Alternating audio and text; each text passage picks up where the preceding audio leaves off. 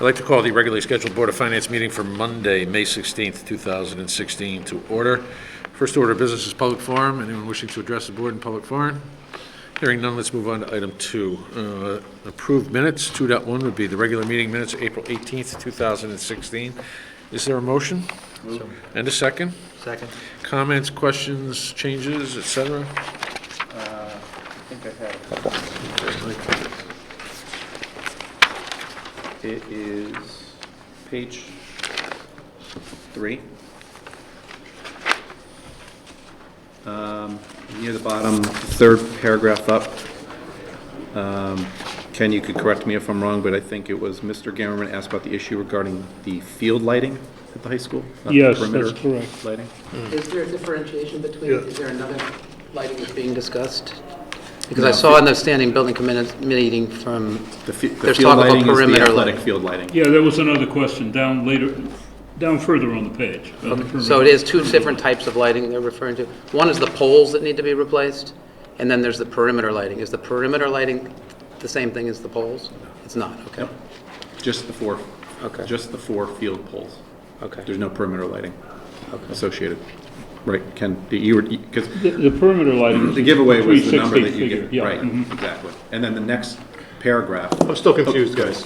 Yeah, I'm still confused too. Yeah, I remember the word perimeter as well, and I think you had raised it, Ken, so I'm just not sure, I wanted to make sure what we're talking about right here is correct, and So we're not deleting something that actually had come the up. lighting that I keep referring to, in the budget, there's a line item for $250,000 to replace the poles at the current turf field at the high school, because I've been led to believe that they Oh. may be structurally Correct. not sound.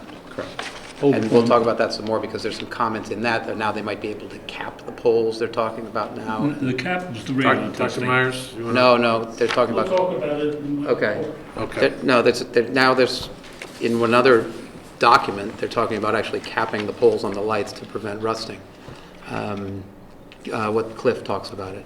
So the perimeter lighting, and then I have also, so the cost to replace those now, somewhere where it doesn't say perimeter lighting, is now estimated to be, and we can talk about it, to be 330, I think was the number I saw, 330 to 360, to replace the current poles.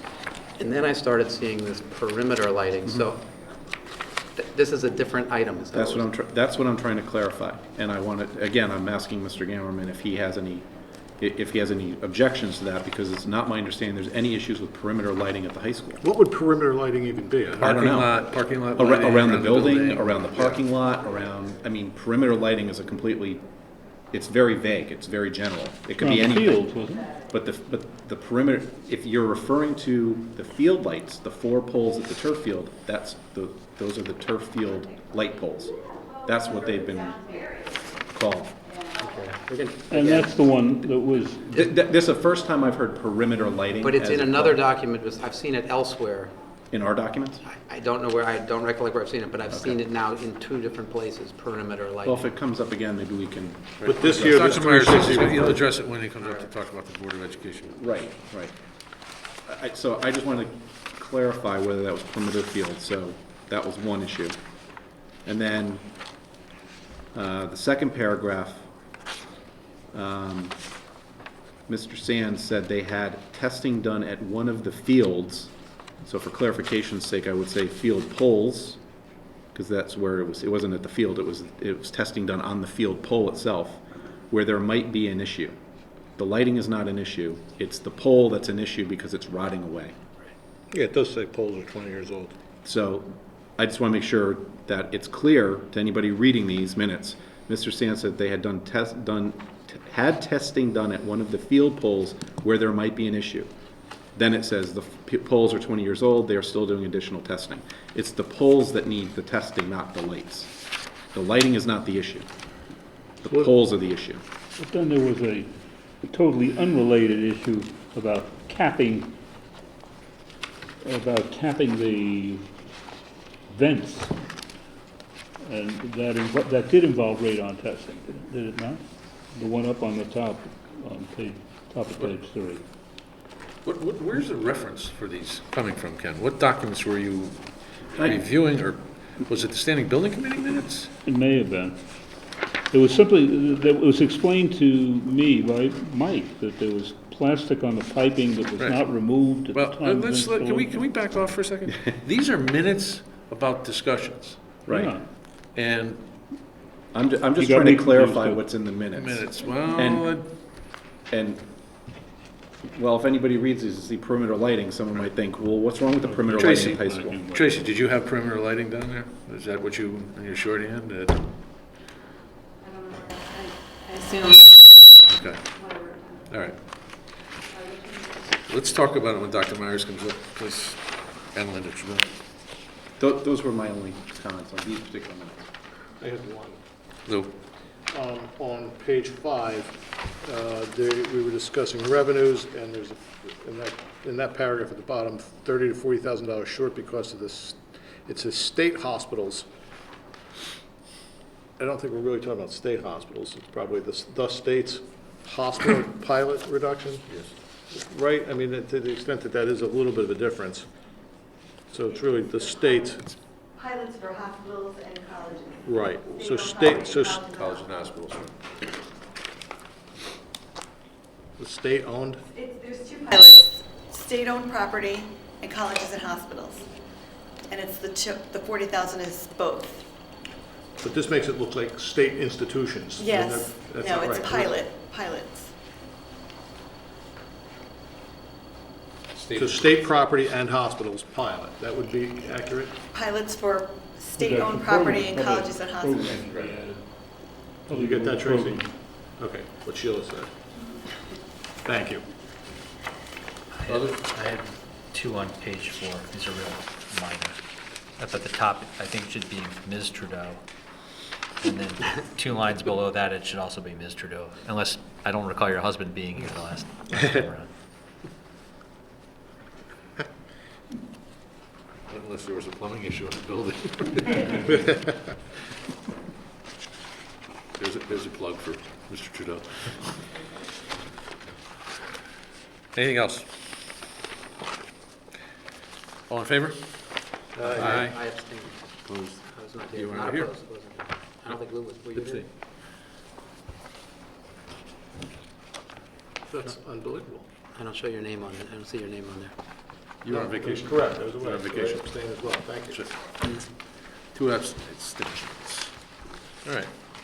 2.2, special meeting of April 26, 2016. Comments, questions? Oh, is there a motion first? So moved. Second. Comments, questions? I had one. I'm not sure which page it is. Not 1, 2, 3, 4. It would be the 5th page, 4th paragraph down. Mr. Hoy said years ago, they signed a policy. None of us ever actually signed a policy. The boards adopted a policy.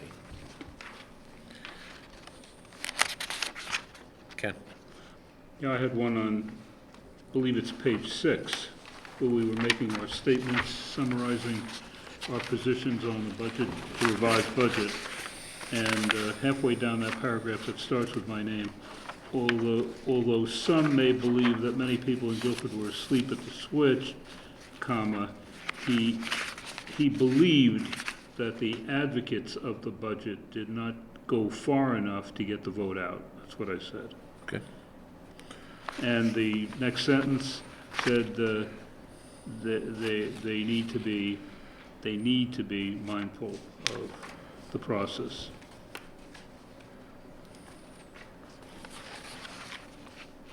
Okay, others? Hearing none. Call the question, all in favor? Aye. Opposed? Abstentions? Recusals? None. Thank you. Item 3, correspondence, standing building committee minutes. Did I miss them electronically, or did anybody else get them? Yeah, I got them today. I think it was yeah, today. You got 'em there's 2 today? sets of minutes. There are, okay. I did get them, I'm sorry. April 5, May Yep. 3rd. I have April 5. Want me to give a Yeah, if you would, Mike. short, try to do a short report? Well, April 5th, I'm not going to address, Okay. just because they're old. And on the May 5th meeting, I was able to attend that, and I asked a couple of questions from April. So if anybody has any additional questions from April, let me know. Regarding the May meeting, I'll hit a couple of highlights. The Adams Window Doors and Renovation Project is just about complete. There was one issue with some inner gym doors, but other than that, that will probably be coming off in the next month or two. The district-wide security upgrades are complete, and building committee is no longer needing to address that because they're done. Melissa Jones security upgrades and renovations projects, there's some issues with some older pumps that need to be replaced, that they were getting prices on. Pumps in what system? Those were pumps in the Cooling pumps? Or is that- HVAC system, the heating, ventilation, air conditioning. Had to do with pumping of the air. The air handlers weren't getting sufficient air, and then if you read the rest of this, I won't bore you with it, but the pumps were old. And because they replaced the systems, they didn't think the pumps were keeping up with it, and it looks like that's gonna be the case, so. 595 New England Road, AKA the Science Wing, that we're no longer trying to call the Science Wing. The fitness center officially opened to students on May 3rd. There's still some work there, but it is open to students for weight training. Baldwin Middle School Windows and Doors Project. There's quite a bit of discussion here about the testing that was done. The short story to this is that, as Mr. Gurnham had presented at the building committee meeting, the good news is there isn't as much PCBs as we thought in where they tested. The bad news is it's in a lot of locations that they still have to address it. Because of that, they're going to have to delay the project just because it's going to take more time, more tests to, in other words, they found it in more locations, but there was less of it. But because they found more, now they have to do more testing. It triggered another set of testing. There's no way it's going to get done this summer. So they're looking at hopefully getting the bids and doing it all much more, I wouldn't say, earlier to get the bids locked in so that the work can be done next summer. I think Linda or Alan could respond to that maybe a little bit more, or Linda could, I know. They've picked the on-call architects for the RFQ, RFP, so that's done. They've got their on-call selection of architects. Performing contracting, the kickoff meeting was going to be set up. There was some discussion about the town hall boilers. Town hall was replaced 2 years ago. The boiler replacement at Town Hall South was now under design.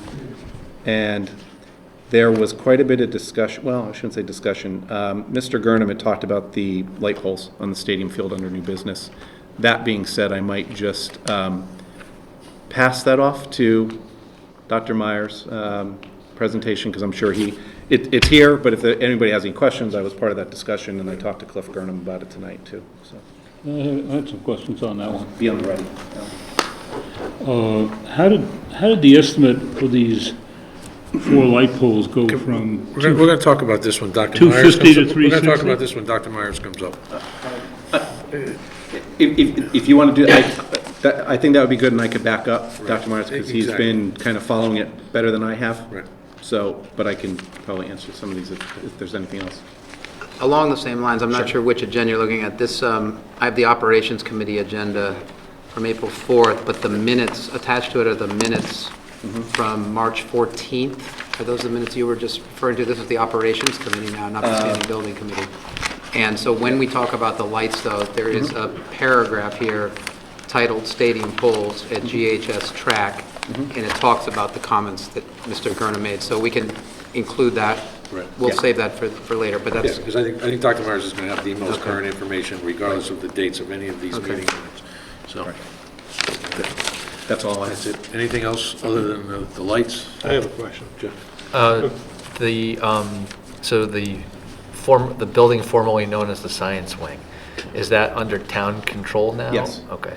So I noticed in the standing building committee meetings, there's a change order, so does that go, is that applicable to It's all the? town. It's town? now? Yes. Okay, so, and it's got nothing to do with the high school? Nothing. Project, okay. Correct. Now, along that line, in one of these documents, it indicated that it was not yet in the hands of the town, that there was a process that needed to take place, a transition process. I don't know whether that has occurred or not, but something I read indicated that the town did not yet have it, and there were 2 steps involved. So maybe that's the case. And it says that quote, "The community will own a weight room and a cardio room." Is the community the public? Community is the public. So- It is more than for the high school students. So the And public Park and is Rec- going to be yes, Park free and and Rec is will to gonna go be and use running this. programs there, and apparently facilitating some form of open access to those rooms. I think the high school athletic teams will probably get some priority, but it will be available to the town as well. Is that fair to say? Correct. And it's a good point, because It was, that's from the operations committee. Yeah, whichever, Yeah. how old those minutes are, who knows. So I think it's clear that we are abiding both by the spirit and the letter of the law relative to the state requirements with this particular property. And that, it is now a town-owned facility. It is not, there are no expenses related to that come out of the school board's budgets. In fact, the improvements to that and the alterations that have been going on are under the bond Right. from 2016-17. That was we got last. Right. So even though it's under town control, there's no issue involving student use of that? No. Part of the teams and so forth? Nope. Okay, anything else on I had some more questions about this performance contracting project, which 9 months ago or so, there was a presentation from some folks. Do we know whether that's the same group that presented then? Is it a different group? And there seems to be a suggestion there's no expense risk to the town here. I mean, I'm still not sure I can't- understand how these folks get paid for what they do. They're sort of working on either a commission or some sort of contingency. I don't get it. They're basically footing the bill until there's cost savings, and then after a year, the savings that we see start going to them. I'm really generalizing, but that's how they make their money. on it. And someone has signed off on this contract? There's a contract that's in existence that says these people get paid some fixed amount of money at some future date? No, I don't think so. No, there's no fixed amount. Okay, It's based, it's a it's totally, percentage of it's totally savings. based on a percentage of our savings. That's my understanding. I don't know the contract, and I'm looking at you, unfortunately, I Charlie. wasn't at the last two building committee. It's good to see you here. My understanding is what Mike just explained, is that, it's a consequence of the savings, is what happens. So they're going to recommend a series of proposed Changes. changes. Right. We pay for those changes. We don't pay these people anything. Correct. And at some point, they get paid out of the savings that are realized Exactly. in energy usage, basically. Right. But what happens if we don't follow a single one of their recommendations? Then they don't have any savings and they don't get paid. So it's in their best interest to find a savings. We'll figure it out. And, we assume that the savings will be great enough that it makes sense to. Makes sense for everybody. They have targets that they usually put of 20-25%, but that's their target minimum, but that's, And who keeps track of the measurements of what's being saved? We use like an independent third party, it's coming from the utility company? It's spelled out in the contract in terms of your energy use. I've seen these performance contracts before. And it is pretty detailed as to how you arrive at whether or not there's a savings. The biggest concern I have is we're spending an awful lot of time and money on this, a lot of effort on this. And the single largest facility where you would expect to get savings, energy savings, has just been completed with theoretically the most complex or the most efficient systems there. So I'm not sure that there's an awful lot out there. And again, Yeah, some of us who've been around for quite some time remember Johnson Controls the first time through this process. That was the question that came up. And the savings were never realized. Never realized. So, but in this case, we're protected. We get we get the investment, we make the investment in new technology and new lighting and new controls, thermostats. I think Johnson Control is the big thermostat guy, right? Being able to program thermostats and to drive energy costs down. And they never materialized. But I believe in those days, part of their fee was baked into the rate. Not only that, but that was early in the technology. Exactly. I mean, the technology has become much more sophisticated, so. Now, clearly, I applaud the efforts of the Standing Building Committee and the Board of Education to look at any opportunity to improve the efficiencies and drive down costs. There's no question.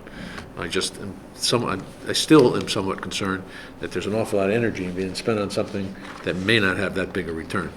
And the fact of the matter is, those savings are going to come as a result of Energy's capital a bad spending that we're going to have to do in order to realize that, well, maybe do anyway. Which a lot of it was on the docket to be done already, I think. There were people suggesting this. I think Mr. Sands was one of them who was somewhat skeptical, for lack of a better word, or questioned the need for utilizing this. And I think that those that were questioning it at the meetings that I went to anyway, their concerns were alleviated by the quote that we have no obligations, we're not paying anything up front, and they only get paid if we save money. But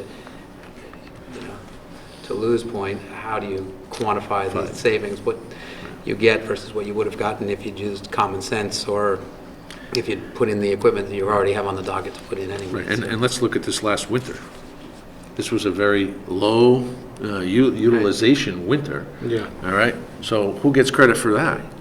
And the group that's doing it, if I'm correct, if they're the ones that were accepted, I believe they commute from Long Island. It's nobody local. They're coming here to do this and traveling a fair distance. The group that was teed up to be the ones doing it, correct me if I'm wrong, but I think they're coming from somewhere on Long Island to do all these studies. So they must think there's a Must be a decent pretty good payoff return, or something. Or they like coming to We're Connecticut. missing something, I think. Possibly Alan or Charlie could correct. I believe that the school system, though, was not, they were for this, but they really wanted the town also to be a part of this, and the town facilities. So it was mentioned in here too, but, to go to your point, Matt, is, the schools, there's 6 schools that are going to have work done, but the biggest building that we've got, that's the biggest draw, is already efficient now. So there was an impetus to get the town facilities also To drive economy of scale. to have, both of those, the town and the Board of Ed facilities to be looked at, so. The Board of Ed was interested in combining with the town to look at the facilities, just as you said, Mr. Ells. And also, the Board of Ed was insistent that this be reviewed by the Energy Task Force before we signed off on it. And they did review it, and they did okay. Anything further on? Can we move on to pension? Jill, just a quick question, and again, as I am never ashamed to admit, I can learn something some days. On page 553, they're talking about Greg Seaman and the CPI, asking Mr. Freeman a series of questions. Just clarifying, however, the CPI does not include relative cost of health care. So the Consumer Price Index does not have a weighted component for health care in it? The CPI index that Ken Friedman uses is the same index that he's used for many, many years. So Okay. there's several different ways that, the CPI is indexed. So that must be the way he's used it Okay. for years, and he's keeping it consistent. Well, unfortunately, I think CPI may be falling under the same lines as some of the product called Kleenex. Everybody uses it, and they use different kinds, and they all assume it's Kleenex. So, getting a clear description of what CPI is because it very often gets tossed around in relation to salary increases, to bargaining unit activities. And I found it odd that CPI was not part of, healthcare was not part of CPI, but. I can probably answer your question after the meeting. That's fine. Okay. That's fine. Anybody else on the pension stuff? The thing I found interesting, well, Mr. Seaman asked what percentage of the CPI was housing costs. I was surprised that Mr. Friedman didn't know. It's somewhere between 40 and 50%. And then the other takeaway that I thought was interesting, which I mentioned in an earlier meeting, is that the pension committee, along with Mr. Friedman from Milliman, recommended that no cost of living adjustment be granted to the retirees, which they claim in this document they've lost 15% purchasing power since 2008, I think it says in here. And again, we go on, a lot of the budget increases that we accept year in and year out are due to an embedded increase in costs that are contractually negotiated, that are largely driven by increases in the CPI. So I thought it was interesting that both the Pension Committee and the Board of Selectmen voted to not grant a cost of living adjustment to any of the pensioners from town, but the same people are proponents of other people getting a comparable increase, basically. Yeah. It just seems contradictory to me, Yeah, that's all. well, it may be a stretch to suggest the pension committee is in favor of contracted salary increases. They don't participate. Well, there were some qualifications in there, if you look Yeah. through what each one said. But And then Ray Bauer asked an interesting question, which is, where is the town's responsibility lie in keeping a retiree whole? Right. Because COLA is not something that was ever stipulated or agreed to in any pension documents. It is an adjunct opportunity for review, but it's never qualified. And, they made it sound like they were concerned that the pension wasn't fully funded. They said if it were fully funded, but it's 88 to 90%, which is pretty darn good. very good. And Right. so for them to say that they would accept it if it were fully Yeah, funded. and a 2% COLA, Yeah. how much damage would that do to the unfunded liability? Good question. Anything else?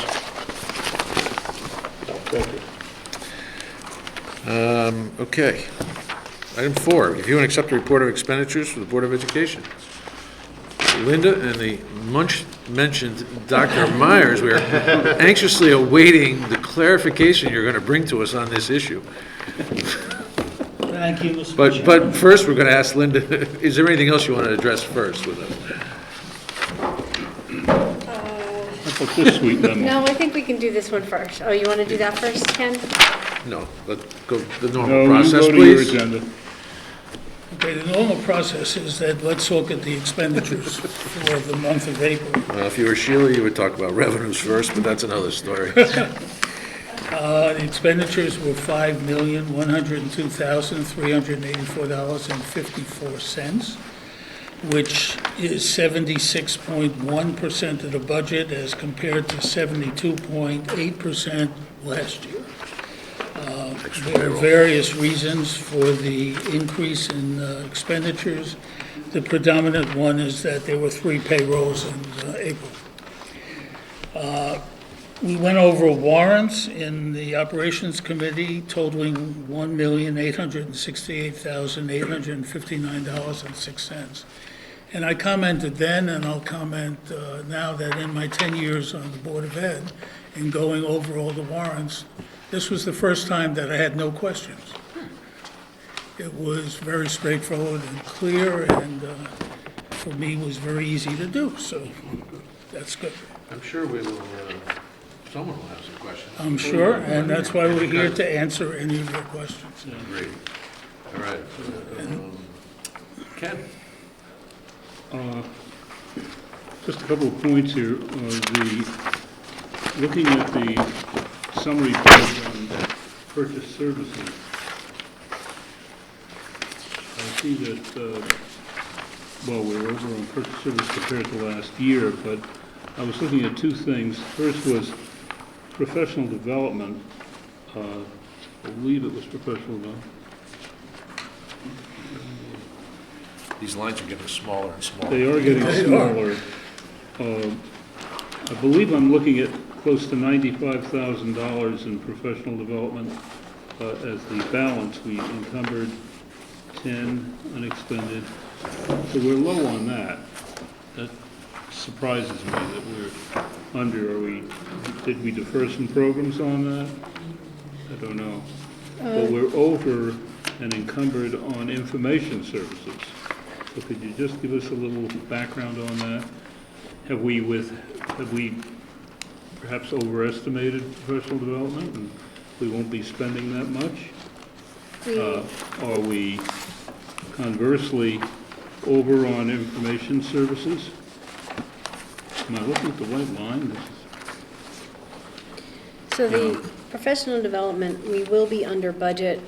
They have been trying to do more in-house professional development, so we're not spending the money That's to good. send teachers out, so we will have some savings in that line at the end of the year. There may be a little bit more done through the end of June. They, I believe, has some things planned for right at the end, towards the end of school. The other line that you were looking at, information services, that one fluctuates depending on, wait a minute, no, information services is not at 90%, that's insurance. Which line were you looking at?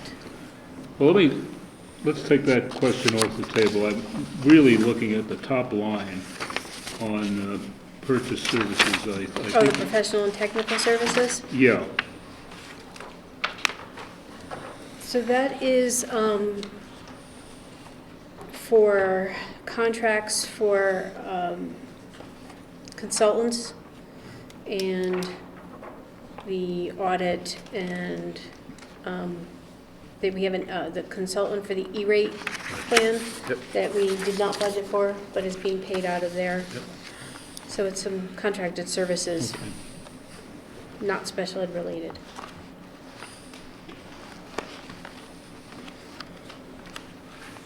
Anybody else? Yeah. Lou? We're talking about pensions an awful lot here, but one of the line items specifically is pension, and last year we were at 86% at this point of the year, which is about right. We're 88% through the year. This year we're at 96%. Why, and that strikes me as like a straight line item. It used to be. It used to be. Actually, it used to be a back-ended, back-loaded number, but the reason that we have it front-loaded, the biggest payment is usually made in July in order to allow the town's contribution to earn as well. Okay. Because if you put put it all in at the end of the year, you lose the opportunity to earn on that. Although Sheila would like to keep it there, so her finance department revenues would be a little higher on the, 1-2 basis points we're getting So on our deposits. so you're explaining that's a timing question. It's a So that's just because it's at absolute 96%. There is doesn't another- mean we're going to blow past that in the next 2 months? There is another part to that, which is the actuarial fees that we pay also comes out of that line.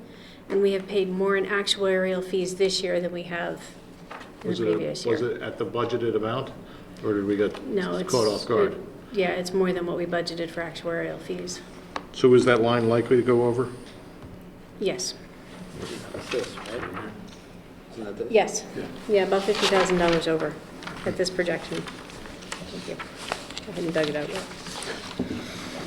There's about a 7% increase in custodial salaries. Is that overtime or just the fact that you've had 3 salaries versus 2? Is that what it is? Most of it is the timing. We have had some additional replacements. We've had a number of people out between workman's comp and illnesses. So we've had some additional replacement salaries in that line. But it's the timing of the 3 payrolls threw it off even more. just, I'm sure it's legitimate, I'm just a little confused. I don't recall ever seeing what I see on page 2 of your warrants. So a series of warrants from Ambassador Wheelchair Services for special ed transportation. Could you explain that one? We've We've been using About them. $28,000. We've been using them for a while. They provide transportation. It doesn't necessarily mean It's the Wheelchair product. only. it doesn't mean, yeah, it's not necessarily a wheelchair van, but they have a line of vehicles that do special transportation for us. Special vehicles. Within the That special, accommodate wheelchairs. It may not within be, special, but it may not be all wheelchair vehicles. They do have other vehicles. right. Just the name of the company. Yes.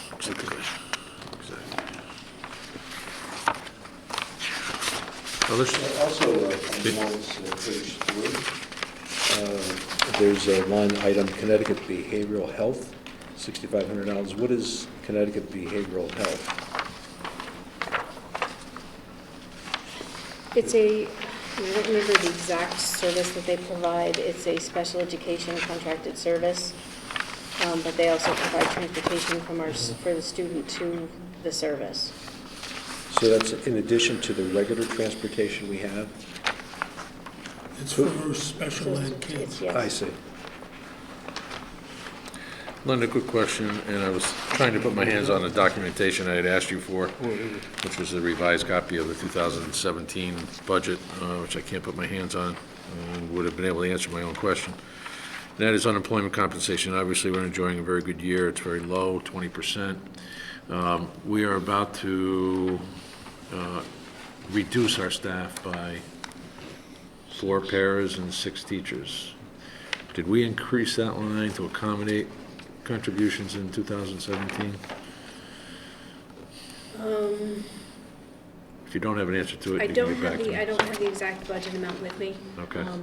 But with the number of retirees that we have already this year, Right, we are hoping that those positions, perfect, perfect. we will hopefully have the unemployment. That's the that answer I wanted. Anybody else? Oh, We sorry. currently have, I think there's 8 or 10 teachers retiring 10 already? and a few paras, and so we've got a number of retirees coming up this year. So that bubble continues then. Yes. Last year was a small year, but this year's already surpassed that. Well, you did the math, what is it, 5 to 7% a year? Should 5 be to 7 11 a year. Yeah, 5 to 7% per year. We could end up being exactly around there. I'm hearing rumors of a couple more. Is this a technology study that you're sharing with the town a one-time only situation? Because this year, you said it went much higher than the prior year due to sharing the cost. This was in, Capital. excuse me, this was in Linda's letter, Linda's cover letter. Purchase services. Halfway down. Right, it's it's a one-time study. We were looking at doing some shared services and looking at how technology is handled through the Board of Ed as well as through the town. So we've been splitting the cost of the study that was done.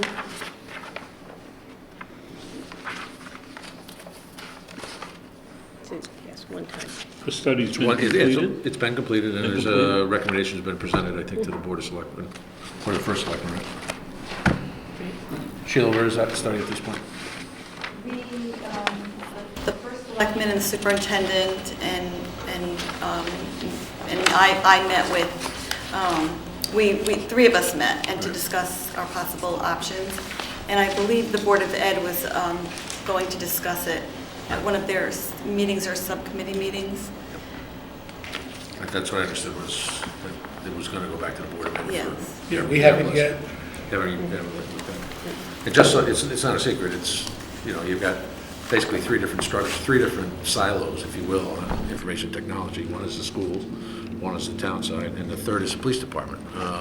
Police department used to have a sworn officer doing IT support. Today, they're usually mostly consultants at this point to do some of that work.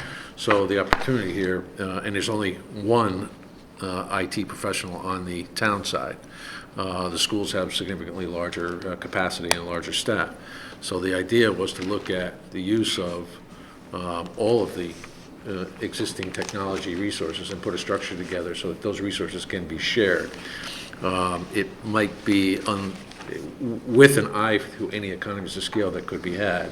But I think the reality is, in certain quarters here, we are woefully understaffed in terms of IT technology, and being able to use the resources at the schools for some of the town IT needs was an opportunity that is being looked at. Is that fair to? I believe that's fair to look at. So, and of course, as with any interagency arrangement, there are situations that need to be dealt with, lines of reporting, creating priority as to who gets taken care of first in certain instances, or do you dedicate staff and there's a single manager? There's a series of issues that I know the Board of Education and Board of Selectmen are going to be talking about. So, but at least it's a good discussion. Others? I have a question about the football helmet reconditioning. It seems that the cost here is $7,771. If there was 100 helmets, I mean, basically, that's $77 per helmet. How many helmets are reconditioned, and what is the other option to buy the helmets? What's the difference in cost? And what's actually done in the reconditioning? The laws require that every helmet be reconditioned every year. It's a liability issue. I do know that they came 4 years ago, or 5 years ago, when I had one playing football. There was a new helmet that was introduced that was a concussion, it diminished concussion, and we paid $300 plus for that helmet 5 years ago. So when they recondition it, what do they do? They take them out they go back to the manufacturer, they run them through testing, and they replace parts that need to be replaced, and they recertify the helmets as safe to use for the students. Now, what would be the cost to recondition each helmet? Oh, I have no idea. Because, I mean, if you reconditioned 100, you're at 77. Right. So if it's half of that, I mean, it's 150. Would it be? I don't know how many helmets there are at the high school today, but, I every don't- one of I them. don't remember. Any helmet that gets used has to be reconditioned every year. Perfectly good question. I'm curious. Yeah, it is a good question. We'll find out how many helmets Yep. went out and what the Yeah. cost of reconditioning is versus buying a new helmet, and we'll put that one to bed. If I could, I would take that to one more level. I mean, football is not the only sport that requires Helmets. safety, regarding the helmet. So having sons that play lacrosse, and then you've got hockey. Question And is, who so buys it'd be the interesting to know equipment? how many times does this happen a year for reconditioning? And it's great that it's done for safety reasons, but what is the cost that it's just, what does this compound? It's We'll not look just into football. that, get you the numbers. Okay, thank you. Apropos of that, I did see something in the meeting minutes where the Board of Education accepted a donation from the Guilford, the netminders, the lax netminders. Saw one from the cross. $8,000 for jerseys for the program, so, not all the funding for some of our varsity and sub-varsity or intercollegiate athletics is paid for out of the operating budget, so. We are very fortunate to have some excellent booster programs in this town that provide a lot of support to the athletics for coaches, equipment, all kinds of things that are needed that the Board of Ed budget does not cover. Also for the performing arts and music programs. True. It's a generous community. Ken? Would now like to ask the question that I was prohibited from asking in the review Which one, the memo or the other? by my colleagues whose trust and support I value. Back in one of your meetings, let me get to the notes that I have here, which is from the, I think it was some of the notes that Linda provided us with, and I want to thank you for providing us with these notes always so steadily, which you do, and we all appreciate. The fourth point that you made on the lighting, well, my question is, why did an item that was budgeted at $250,000 suddenly come in at $360,000? Well, that's a very good question. So let's look at the whole lighting issue in its entirety. And let me try to clear up some of the confusion before. There are 4 poles that surround the existing artificial turf field. Those are 20-plus years old. And those have been studied. Holes have been drilled into one of them to look at their life expectancy. And the question that we had is when, if and when, do we need to replace them?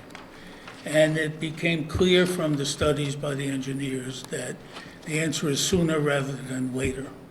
So we looked into what will it cost to replace it and where is the money?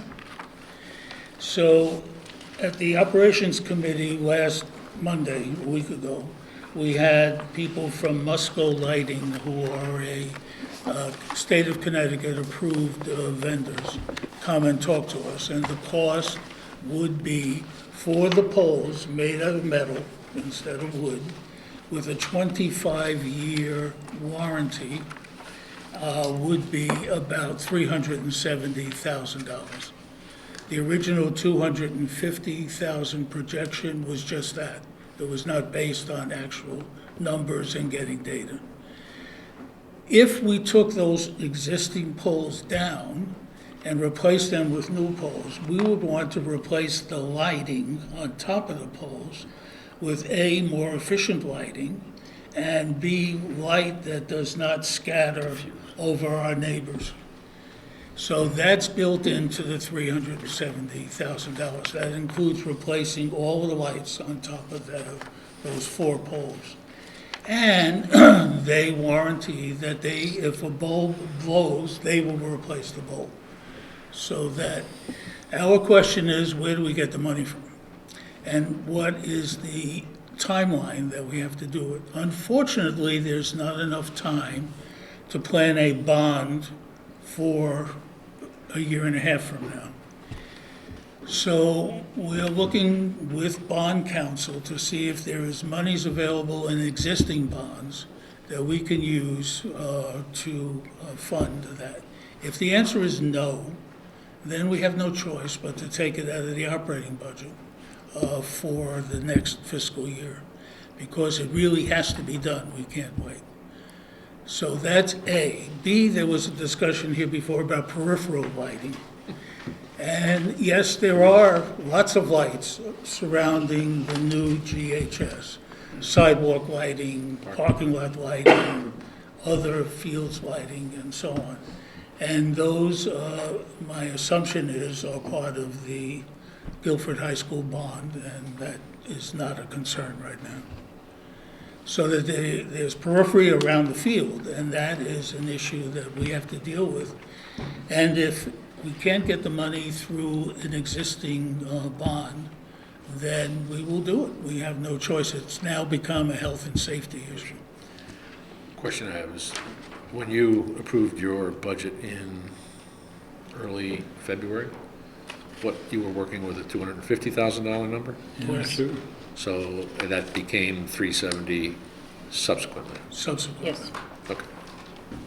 So, go ahead. I was going to say, and if we all remember, when the budgets were presented to us in January and the capital items, there was a second capital improvement sheet that was given to us, a revised sheet that replaced 5 or 6 of the projects that were in there with the light issue for 250. To take it one step further, Cliff Gurnham needed a number literally within a day or two, and was not able to get, I guess, I don't want to say the proper, but he was not able to get the information in literally 24 to 48 hours, because it needed to be put into the capital plan to get approved for the improvement. So it was a very quick turnaround. So it was getting a very high level estimate, which got into the budget, but wasn't enough based on a professional and a consultant who does this to be able to say, this is everything you need, and this is why, versus high level, 4 poles, X. And so, and it was a very quick turnaround, and that was part of the reason too, so. So I have a question. When we talk about potentially looking into, this is minutes from a meeting, it says he, being Cliff, will be looking into whether an existing bond can be utilized to cover this item. Is that then to cover the difference between the budget request of 250 and the new estimated cost of 370, or is that to cover the whole 370? Cover the whole 370 if possible. And if we do that, then that would eliminate the need to have the 250 in the current budget. That's just me hypothecating. But the question I have is, how does it work that there are monies from an existing bond? Where are those monies residing? Why have they not been used? Are they in some surplus fund somewhere? When we talk about these monies that have been approved at referendum, how much money is there sitting out there potentially, and why is it sitting out there? And If you take a look at these sheets that Sheila, the capital sheets that Capital Sheila yeah, Sheila provided could us. probably answer Yeah. that. not appropriate. And by the way, just as a point, when a bond is approved by the voters, we don't go out and go to the market and get that money and put it in the bank. Correct, we're still issuing from. We issue as we need it. So what we're talking about are projects that did not meet or did not rise to the Came level under budget. of they came in under budget. So the authorization is still there by the public. The authorization is still there. To be used And for to use- other items, Yeah, allegedly. there's some language in there. They have to be of similar nature to what that was approved, and that's what bond counsel has written into the documents. So the appropriation is there. We don't have the money in hand, sitting there, ready to spend. The decision needs to be made by the, Well, but wait, when you say we don't have the money sitting there, you mean we don't have the, we have the capacity we to have use the, it. we have the Authority. ability to issue bonds. These bonds have not been issued. We have the ability to issue bonds to fund this from a prior referendum. Right. We don't actually have cash, correct me if I'm wrong, sitting correct. Right, left over from bonds that have been issued. correct. So what is the total of unissued bonds that we have then? I don't have that number off the top of my head, but it depends. There's several years of open bond authorizations going back Right, to. so that's something I think that we as a group, when we talk about future budgets, in essence, that really is, it's a rainy day fund is what it really is. It's a built-up funds and I was under the impression that those funds were still going to be used for, fire trucks or whatever they were initially approved for. So we actually have a chunk of money then that we no longer deem to, Here's- quote, to need. Is that a fair way of saying it? Here's the classic example of it. I believe we have $1 million left to repair the roof of the high school that was leveled.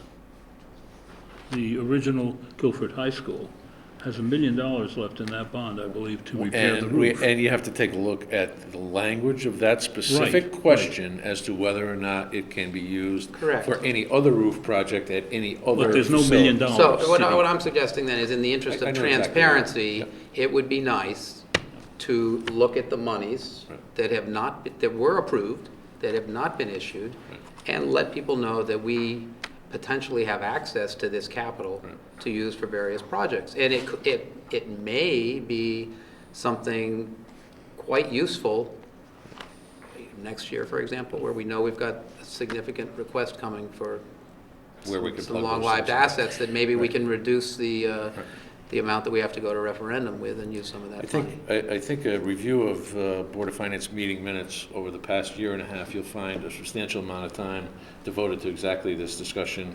How much do we have? What can we use it for? What are we using it for?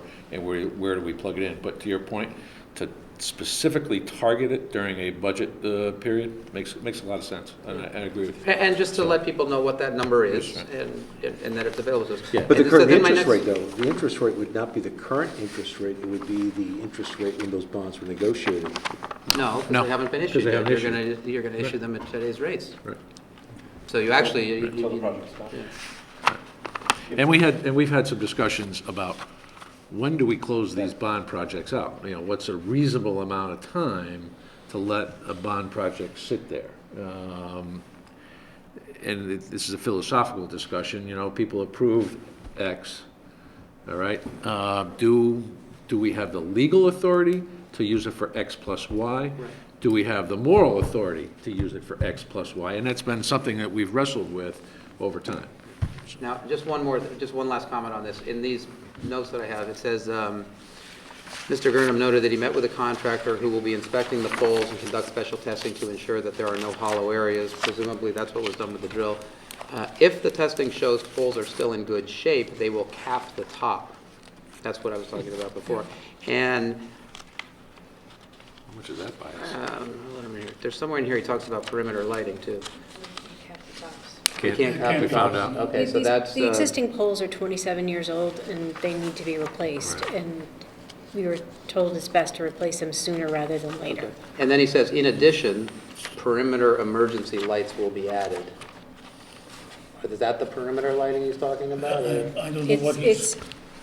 That's what it says in these notes. In addition, perimeter emergency lights will be added. Yes, so it's lighting around the bleachers, the sidewalks, areas around the field, not on the field itself, but it's to the concession parking stand. Pedestrian walkways? Yeah, the walkways, yes, to the And- field. So this increased cost estimate then presumably includes all of those additions as well. So it's not, we didn't really necessarily under budget just the poles by that much then, because presumably there's a cost associated with this new perimeter light. So we have an answer to the perimeter question. Yes. And my Thank you, Ken. recollection is that the reason why they needed the additional perimeter lighting is because the proposed new lighting is not as diffuse. It's directed more towards the field, and so the lights that we have currently shine light in a greater area, so that if we make it more direct, we'd have to replace the light that's not shining on the bleachers or the concession area or the restrooms or the exits. Well, Can we go back just quickly to the radon issue? Sure. I know that the caps were removed that have been put on, and the latest thing I read indicated that a future test was going to be done to see, because the test 2 was still really high. When are we doing another test? And it said that notes were going out. I mean, I would not want to be in some of these rooms They're that not have these. classroom areas where the issues were. They look like they have room names and numbers on them. But they're Somebody like- said they're They're closets, They're but closets, they're not classroom spaces. And they're still inhabited by humans upon occasion. The question is. some of the numbers are prolonged? quite high. Yeah. It's- Well, I have to use my medical analogy because I'm comfortable with that. There were pipes that were designed to vent outside, and those pipes were plugged. They were able, at no cost to us, but the contractor absorbed the cost, were able to remove the obstruction, and therefore it is venting outside now. So that all that remains is to prove that there is minimal radon in those rooms. And there should be minimum radon because it is working. And that we are venting from the basement outdoors, and that should take care of the problem. So But they are coming in to test it, and sooner rather than later? Sooner. Oh, okay. Because it made it sound like they were, I got the impression that it was this fall. no, Okay. So there was a known issue with radon, which is why those vents were built in the first place, or is it suspected? Is that best practices? it was highly suspected, there was ledge, and when you have ledge, there's probably radon. So you So put it- therefore, built into it, Mr. Ailes, it was a radon mitigation system. All right, anything else? Well, there are some other things I'd like to bring to this Certainly. board's attention. The Board of Education is embarking now on a whole series of labor negotiations, including the teacher's contract. And in the past, we, the Board of Ed, have benefited greatly from having somebody from this board liaison with us. So we would request somebody to work with us. That's been valuable to us, it's been valuable to this board, and it further exemplifies the cooperation that the two boards have had. In addition to the teacher contract, we are doing food service, custodians, and paraprofessionals.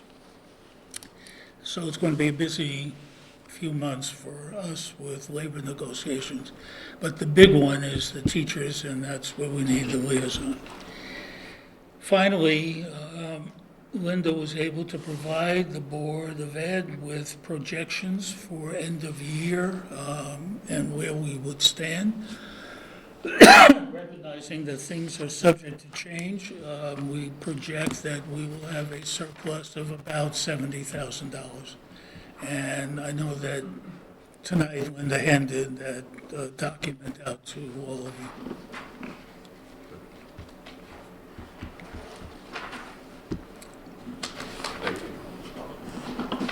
Thank you for this summary. It makes things pretty clear what obviously happens, and you guys don't have a contingency line in your budget, and you're continually forced to take from one area to accommodate in another area, which brings me to what my director of finance at my place of employment says: budgeting is an art, not a science. However, the science is you have to keep within your allotment, and you are able to transfer money around. That's cool. Anything else, Board of Ed? I have a question. You certainly may answer. Back to the very beginning, actually, and the 4% delta that we had between this year's and last year's expenditures at this point. The explanation essentially is there's 3 payrolls, and you have a detail on that attached to your report, and thank you for all that. But on the detail, it shows the 3 payrolls, April 1, April 15th, and April 26th. And the April 26th item is not just the 3rd payroll, it also has a couple of extra elements to it. It says void and miscellaneous, and it looks like it's about $28,000 more than the previous week's payrolls. What is comprising void and miscellaneous?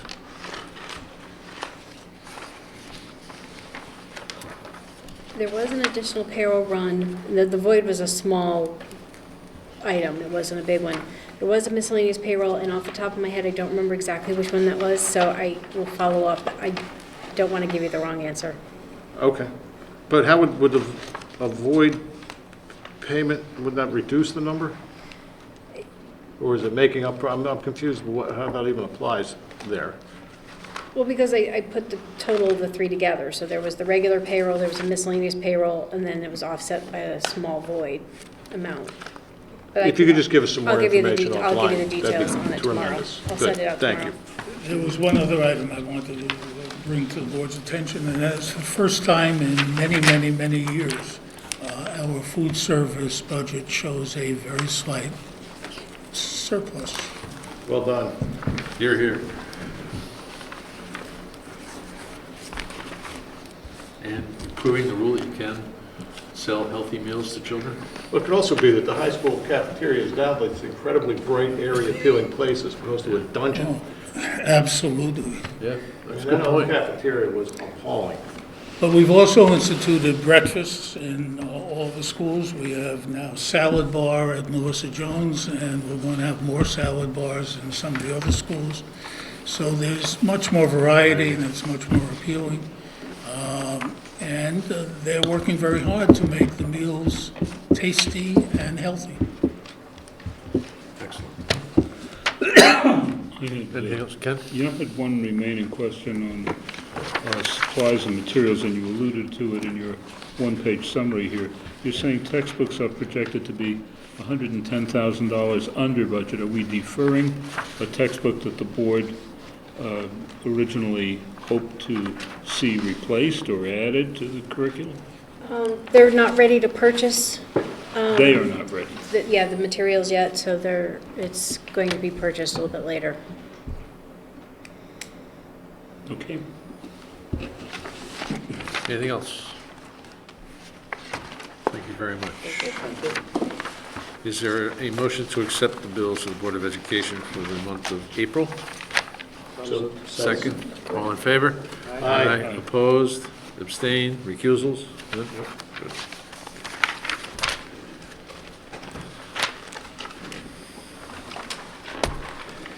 All right. Shall we move on to item 5? Review and approve expenditures for town government for April 2016.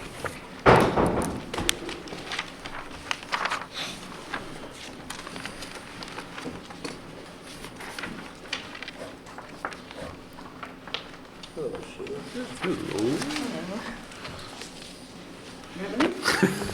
Shall we? I had time to take some more notes. I think we discussed last month that revenue looks strong and we anticipate a surplus for the year.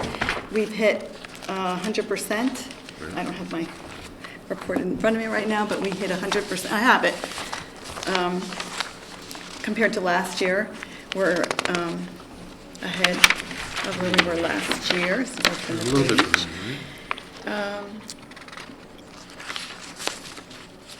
I have the wrong page. Just one moment.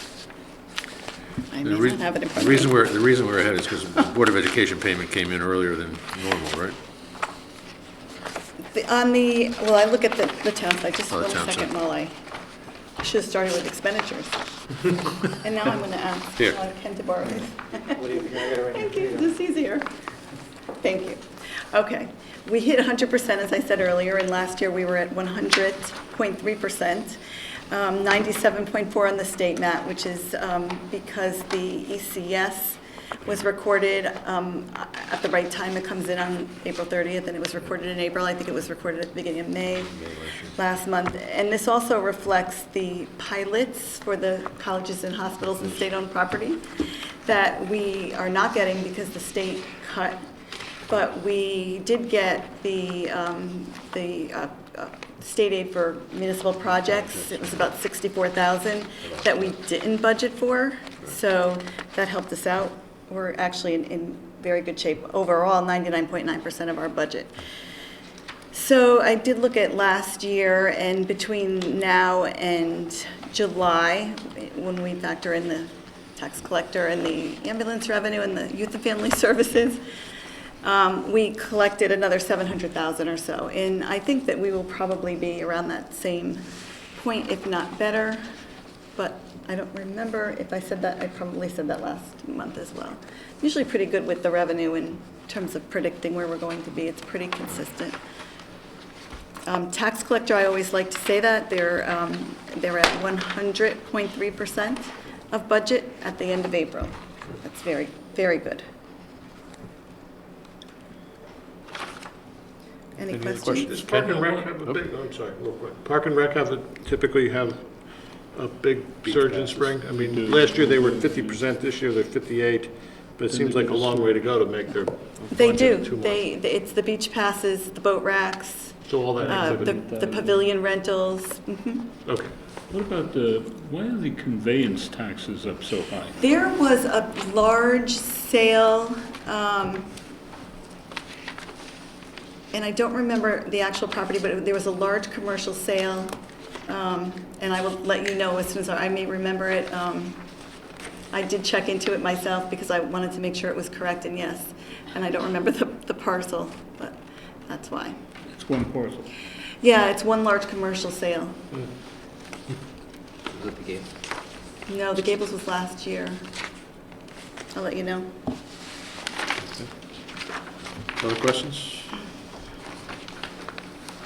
On revenues, no? We're good. Okay, so on expenditures, I noticed, as I was comparing to last year, that the obligated at 43015 is really 33115. It didn't get updated. So actually, we are at 85.4% this year at the end of April, and we were at 86.3% last year. So we are again ahead of where we were last year at the same time. Last year at the end of April, we had $4.3 million in available balance, and this year we have 4.8. the encumbrances are also higher this year. They were only 500 last year, they're 700 this year. Those are all positive things in terms of the calculation of trying to figure out your surplus at June 30th. I also looked at the payroll, and I think I talked about this last month too. We should see a payroll surplus, 400 to 500 is where I am now. And if you look at what was expended last year through the same period, it was about 600,000 to 700,000 again. So we should have, that was the surplus remaining at the end of June 30th. So we're looking at another surplus of between 600 and 800, and I'm being conservative, I'm backing the number down from probably a little bit better than that. Okay. Encumbrances, we're going to see a significant number of those drop off, is what you just said. Encumbrances, for example, the 248,000 in engineering and public works. Yep. They ended last year by canceling 100, and they were about close to that, and they canceled 100. So, you know, I anticipated that in my projection that they would spend about 150. Okay. And then... Because they're mostly blankets. Right. Capital, is that going to be expended, the 188? Capital, we always anticipate will be spent, encumbered, or worst case, continued in force. But I've tried not to do that as of the last few years. Okay, But encumbered, yeah, so you can consider that expended. okay. Park and Rec for 94, Youth and Family Services for 33. Yeah, I mean, they're going to be, well, these numbers are March numbers, if you're looking at last year. Is that what you're comparing it to? April numbers. There's 94,000 left in Park and Rec's encumbrance. Oh, in the encumbrances. encumbrance, right. They usually cancel, I actually have. Okay. They cancel, I would say, a quarter of what they have left. Theirs aren't as much blankets as engineering, public works.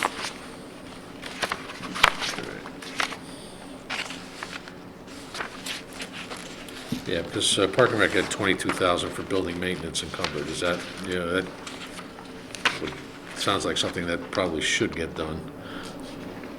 Ground maintenance at 38.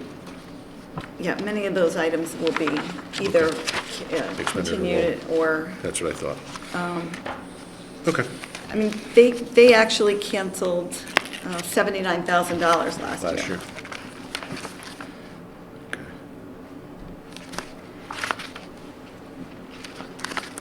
Ask this every year around this time. Police still under budget on salaries. Is that positions? Yes, I think there's one open right now. Okay.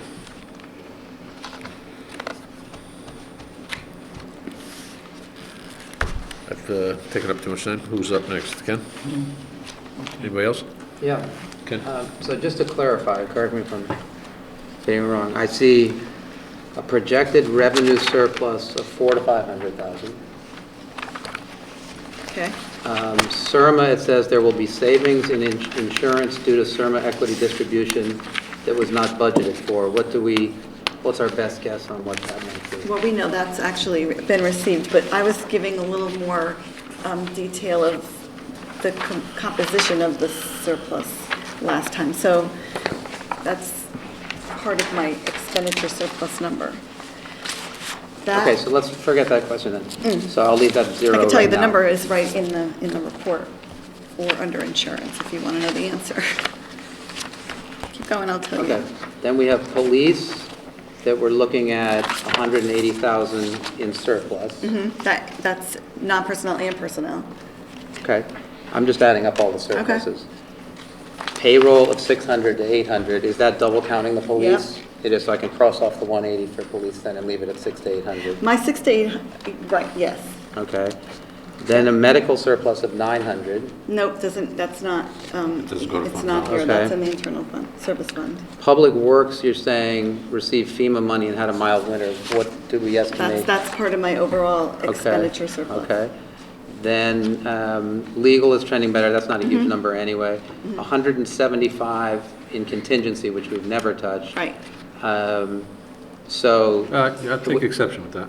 Well, with what, the never touch the contingency? Yeah. I was told at a meeting the other day, at a Board of Selectmen meeting, that we have never, ever touched the contingent, $175,000 contingency. You were misled. Charlie? You were misled. Just last year, I Wait, recall there was- Charlie, I think, was the one who said it at the meeting can I, last can I week. explain about the contingency? Touching the contingency is really my recommendation, because we've had surpluses in other departments that we could have used to transfer to those departments that may have needed funds because they were in an operating loss situation at the department level, but I chose not to take those funds from other departments and skew their budgets. So I used contingency and let the surplus remain in those departments. Bottom line, it's the same effect, but I didn't think it was fair to say police has a $200,000 surplus and And then swing it engineering. over to the other departments, so Right. instead you took it out of contingency Right. and moved it over. But we've had operating surpluses for several years, and so one would think that we didn't need to touch contingency, which we wouldn't have needed to, except for I didn't want to skew any of the other departments' budgets. I wanted to right. keep them. So it's inaccurate then to say that contingency has never been, which was said, maybe it wasn't Charlie, but it was said that the contingency fund has never been used. So that's not accurate. To the letter of the, no, you're right, it is not accurate, but it doesn't matter. Well, I'm just curious, it's semantics or it's Semantics. shell game or something? It's not but- shell game. Okay. So anyway, back to the point I'm making is then, and correct me if I'm wrong, it looks like we're looking at $1.5 million roughly Bottom of line. surplus bottom line? I'm very, very cautious to say yes to that, but that's pretty much what my numbers have added up to. Okay. Yes. I'll make a new prediction next month. I've been very close on my projections for many years, so. Yeah, no, I'm not, No, I I just wanted know. to add it up Yep. and make sure we're Yep. speaking the same language. Okay. I wanted Thank to you. touch on the shell game. I know you guys are having a conversation, and Ken, I understand the purpose of your question with regard to the... To the- future and whatever, to- just to the- to, yeah. To the contingency, the use of shell game, probably not the greatest Shell game phrase. might not be the right phrase. Right, and I that understood the implies some, content, but there are people watching this who would not monkey business, understand okay. the subtlety of that, and I know you didn't mean it that way. Okay. And actually, we've had, But it's- we had discussions over the years because it did exactly that. It skewed departmental budgets year over year when you're looking at appropriations and expenditures because it didn't present a fair picture. It doesn't, and then when you go to next year's budget, and if I took 200 from the police department and now their budget is 200 lower for You the can't current. go Their back to them for increase. money. It Yeah. looks like they have a bigger increase and they really don't, and it's just not fair to the department. So we do it on purpose, and it's not. It creates money- fiscal flexibility as you get to the end of the It year. creates fiscal accountability as well, because you Accountability. really know, you see what the departments were given to spend and actually did spend. Now, do all then, so any surpluses then, be it from police and then the leftover in the contingency, does all of that flow into the undesignated fund balance? Does everything flow into that one fund, or does it flow into one of the other funds? No, it all flows into undesignated fund balance. Unless we designate some of Yes. it to go into designated funds, Right. which we've From done time in to the time, past. use it for health. Which we've done in the past. Which you, and you will do again, hopefully, Right. because there are many components now. Right, and one of those that you've probably heard some conversations between myself and First Selectman is we have to take care of the deficit in a special fund at the golf course. This may be the exact time to do that, given the size of this surplus, that this would be the time to address that issue. Yes. Because apparently we're not going to be using outside party to manage the golf course. So, and I think that liability that we show in our books every year needs to be addressed, so. Ken, you also have to consider the Board of Ed surplus, because it's all, The 75,000, All the- right? Yeah. Well, after the summary we saw, that might be a little tough to come by this year, right? This is unfair, but should be asking that. Are we done with excess costs, or we still have additional excess cost money coming in? Excess money is due the end of this month. Okay. That's all. Sorry, I digress. Anybody else, Sheila? Let's see. Oh, warrant? I have one question, Sheila. Sure. I'm sorry. Certainly. Can you've probably told me this before. Interest on debt service. This came up a little while ago about how we do. I'm a little confused on why we don't know exactly what that number is going to be. We do. We know exactly what it's going to be. What we did is we put money away in reserved fund balance for debt service on the high school to try to reduce the budget for fiscal 16 to the extent that we had funds available, to $200,000. And there was actually $200,000 the year before that we didn't use. So $400,000 still remains in reserved fund balance. I personally would like to keep it there if we can for future debt service, to mitigate future debt service in future years. But we have to see where we fall if we meet our projections. So, I'm sorry, maybe I misunderstood you. So the fact that we're over by 172. We had to pay our full debt service on the high school. Right. And it was more than we budgeted because we intended on using $200,000 From the other. from the reserve fund balance. Okay.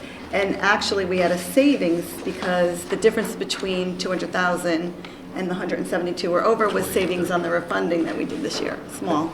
So it wasn't that we missed on what we knew our Absolutely not. obligation to be. No. It's just the way it's represented in this report, basically, then, Yes, because, from where the money came from. yes, Okay. we will do a transfer if we need to. Okay. We will need to transfer from contingency, but I really don't want to take it from fund balance if we don't have to, even though it's in reserved fund balance, not in undesignated. And Sheila, I had that same question, exactly, because it felt like a straight line item, we should have known it. But I think am I correct in that description you're talking about shows up in the detail, this $211,000? There's a 1,640% overage essentially in debt retirement interest. That's this bond premium that we keep talking about? No, So what's that 211,000 then? Let me go to the debt That's this service. right here. That's the same 211 that we're talking about for the high school. Okay, Okay. okay. No, we knew exactly what our debt was going to be. We just presented the gross amount of debt service in the budget. So we had the appropriation to pay the full amount. Understood. It was a way to soften that hit this year. That's some of the extra money that came I may up, be saying that frankly. backwards.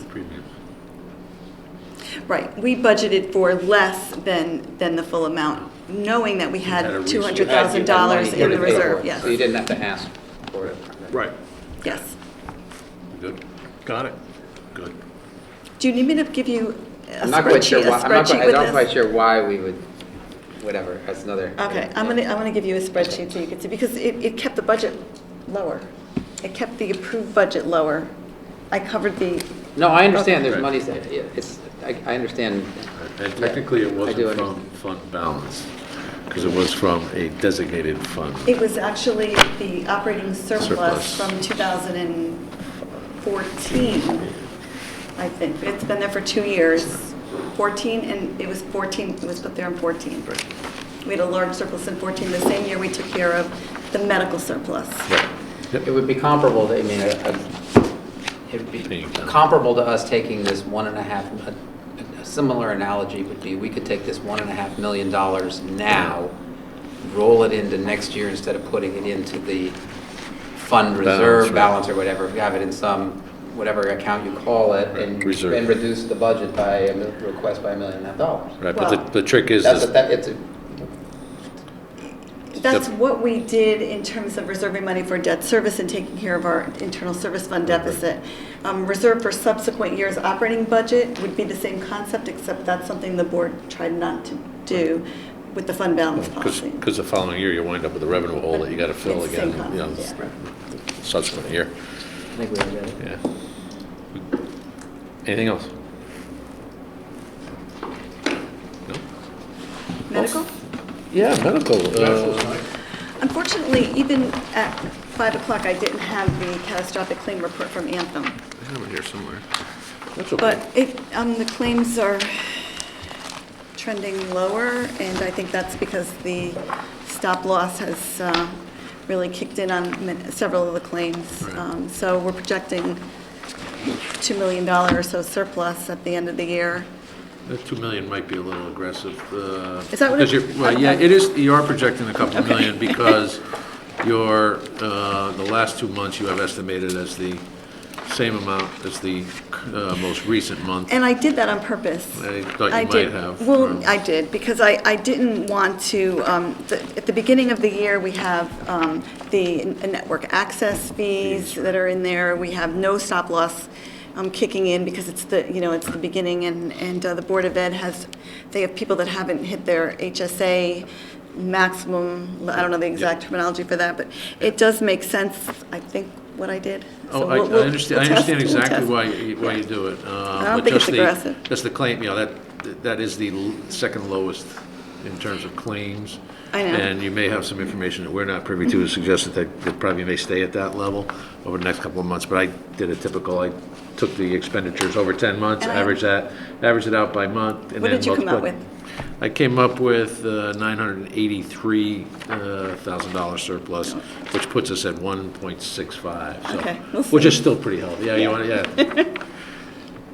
Probably somewhere. We'll in have there. to have some kind of wager on that. Somewhere in between, I bet, right? The good news is, we're in terrific position. We're in terrific position. And because that includes 959,000 of IBNR too, right? Yeah. So again, the decision to go with the stop loss at that level was the right choice. Well, it continues to be good. It has. It's not all attributed to stop loss. Some of it is better medical experiences by our employees, which is a good thing. But a fund balance of that size when we were underwater a couple of years ago, very good. I will send you the updated report as soon as I get the catastrophic claims. And Ken, apropos of your discussion a couple of minutes ago, at some point, we may need to take a look at that fund and say, when is it too rich? When is it too much in there? And what can we use it for? And we've had that discussion. It hasn't been a luxury that was a reality for us, but it is now becoming one. The internal service fund and the golf course fund are both proprietary funds. Funds, right? I don't know. You can move it around. There you go. That way you don't have to touch the designated fund balance. I get what you're saying. Anything else? I have one question from the warrants, actually. On the May 12th warrant, page 9, there's about $365 charged by the fire department for Federal Express. It says freight, 3 separate items, freight. 5 items, Mike points out. So what are they FedExing? Is it incoming? Are they paying for things that have been shipped to us? I don't know sending- exactly, but I would guess that it's freight for deliveries that they received. So like supplies or something? Yeah, I can check on It's that. just odd. It's not included in whatever we bought? I will Thanks. get you an answer.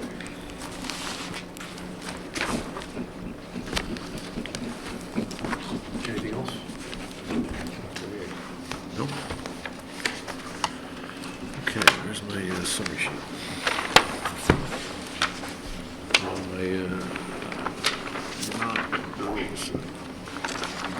There it is. Paper. All right, is there a motion to approve the bills for the town for the month of April in $1,883,681? Second? Second. All in favor? Aye. Opposed? Abstentions? Recusals? None? Thank you. Thank you, Sheila. Can I leave you with a couple of Yes, you tidbits can. that you've asked for? And, I'll give it to you at the end of the meeting, Okay, thank you. unless you want to, the end of the meeting. Do you want it now? Here you go. There's one room. I think I only have. We're waiting with bated breath. I know. I can't. Do I take one and pass, or just the Please whole do. packet? The other one I have probably. Ken, is it worth reading now? Do you want me to stay? And Yeah, that's, Oh, this is for the school. this is a school project. asked- This is you've for a- Ken. I did it for Ken. You've asked me on several occasions to give you a report on the high No, school it's good. GHS, and it's a summary report. I think that's, it's accurate. It's been reviewed briefly by the Finance Subcommittee of the High School Building Committee. And basically, it shows what we've spent in each category, the major categories. It shows the actual construction, the first line of the dollar amount that we spent, the 74 million as of the date I ran the report, which was Friday. But it also shows that nothing has really been charged to contingency, because what we will do is move the funds from contingency, this is just a budget entry, into construction. I kind of noted that at the bottom. And I also indicated the amount that we have paid so far to ONG Fusco, because I believe you asked that question last Specifically, month. That's 71.4 million, and there's 2.8 million left on their contract. So I have a question. So if we've got 7.4 million still sitting in contingency, and down here you estimate that 5.8 million, I don't know whether this 2.8 is coming out of construction, but if I add 2.8 to the 71, it looks a lot Okay. like 74. Yeah, no, 70, out of the 74, we paid ONG Fusco 71. So that's just for informational purposes only. Okay, so we Okay. still owe them 3. So you have to take the 2.9 that's over on the construction. And net it plus- against this. plus the 2.8 that's the balance to pay. Yep. Add that together, you Okay. get 5.8. Okay, so this 800 for furniture, fixtures, and equipment, have we not already purchased the furniture, fixtures, and equipment? Well, we have purchased 3 million, I can't, I know, but do we still have 800,000 worth of equipment left to purchase? I don't know if it's on order or not, but yes, that's the balance of the furniture. Do you know? Don't know for sure. It's a building. I do not have the exact number, but I know there was some huge cost savings on the FF&E packages. So obviously where I'm going. I don't know if it's 818, I don't know if there's change orders associated with that may subtract from that, but I know they did a very good job in the specification and the ordering and the bidding of that. So when I look at this, I see $7.8 million still sitting there available to use. Not- And my question not is, necessarily. what still needs to be done? And how much is it going to I don't cost? have Because exact if we numbers, but don't- there's. If we don't know that, it will get spent. Well, no, No. Oh, no. No. So we're going to have a nice big juicy surplus. No. Well, Well, not a surplus. Well, yes. An This- under expenditure, yeah. under expenditure. That's been the plan. I will admit, I have not been at the building committee meetings, but I do know that there are large numbers of change orders that are still out there. Some of them are $2,000, and some of them may be in the hundred of thousands of dollars. And it's just because of, over a period of time, there's changes that are made, and then there's, I've explained this before, but there's what's called construction change directives, where the work has to be done, and they just do it, and they negotiate a price later. There's probably several of those out there. I don't know to what number, and I don't know to what amounts. All I can tell you is that that 7.7 amount is not just sitting there. It is probably, it's almost like there's encumbrances, there's a line here that there's nothing here, but it's because those change orders are probably, or change proposals, proposed change orders have not been approved by the building committee because they are negotiating, or they just haven't gotten to that point. So is it? That's all I could really say about that, because I don't know the details, but go ahead. So is there a date wherein we believe that we're done? Is this an open-ended thing that just No. goes on until we spend all the money? At what point do we know how much It's a of very this good is- question, but there's still work that needs to be done. The state probably will not be auditing or looking to audit the project, I would say, until probably the fall. There's still, if you, obviously, drive by there, there's still plenty of landscape work that has to be done, there's warranty work that has to be done. There are still issues that they need to come back and complete, the contractors on certain issues, but I don't know to what amount that is. But you have to take $2.8 million immediately off the bottom line because. Well, that's right here. Well, right. And that's already off that, that's Okay. included in that bottom line. If I add up all these numbers, okay. I still get to that number.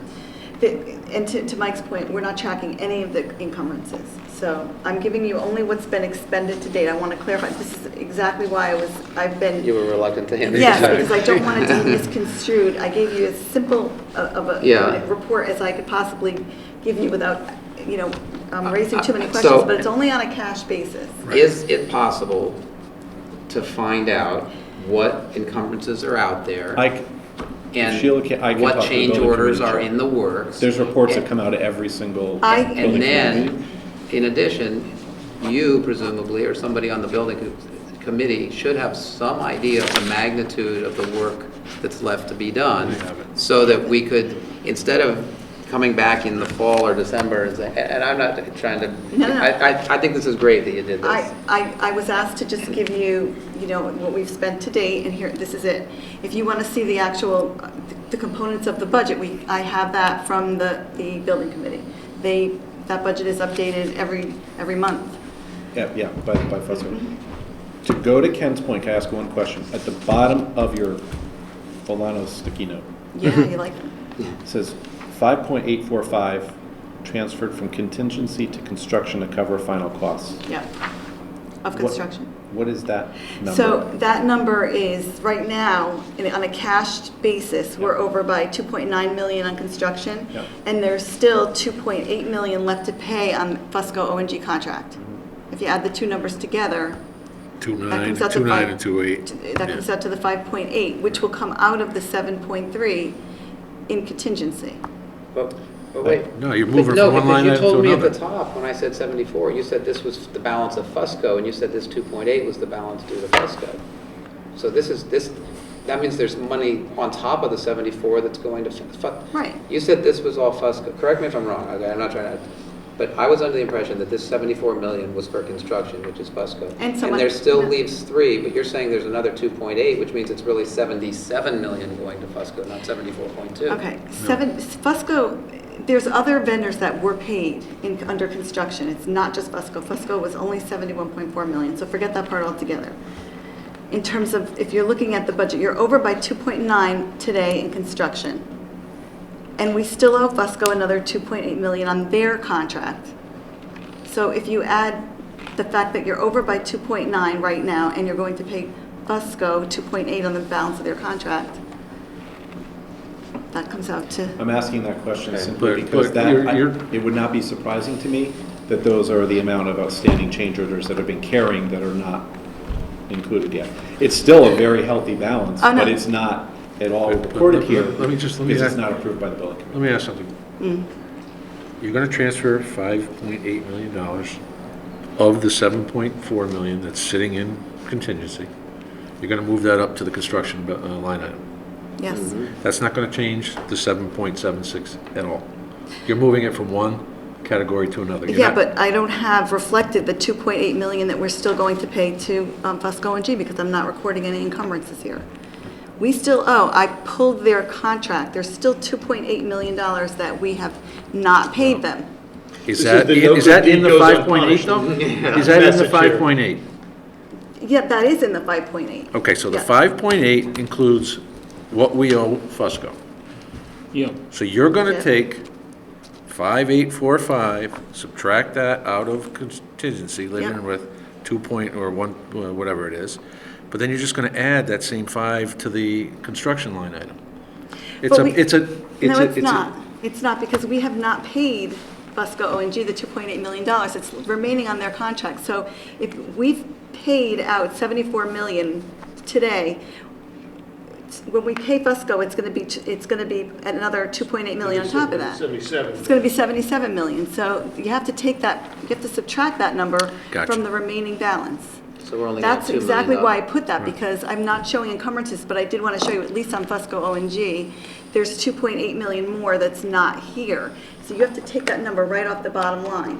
So the bottom line, Plus so, other change orders, plus some other so encumbrances. best, Plus other so best case is encumbrances and $2 other- million That then. minus 3 million or 2.9 million is probably all the approved change orders on the project, which comes out of contingency. Yeah, and That's there's the also reason why 900 we have there's- it, because, again, remember, there was demo issues, there were numerous other issues that either the owner, we as a town added scope to the project, there were maybe design, hopefully, you hope there's no design engineering flaws, unforeseen conditions with the property, requests by the building department, for example, the railings that we heard about several months ago that were required so all of these things add up as change orders.